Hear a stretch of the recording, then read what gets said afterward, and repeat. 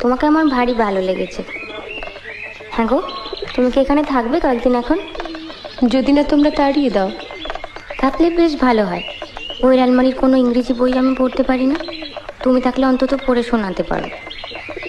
আচ্ছা, এই যে বললে বিহারীবাবুর সঙ্গে তোমার বিয়ের কথা হয়েছিল, হ্যাঁ। সেটা হয়নি বলে তোমার কোনো আফসোস হয়নি? ও মা, আফসোস হবে কেন? ভগবান যা করেন মঙ্গলের জন্য। তাই বুঝি? এই যে বছর না ঘুরতেই বিধবা হলাম, সেটাও মঙ্গলের জন্য? সত্যি। কেন যে অত ইংরেজি পড়তে গেলে তুমি? আবার ভাবো, তাহলে তো তুমি বরের কাছেই অন্য জায়গায় থাকতে, এখানে আসতেও না, আমাদের দেখাও হতো না।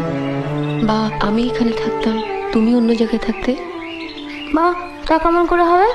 তোমার শাশুড়ি তোমার বরের সঙ্গে প্রথমে আমার সম্বন্ধ করেছিলেন, জানো? তাই বুঝি? তা হলো না কেন? ওই যে বললি, ঈশ্বর যা করেন মঙ্গলের জন্য।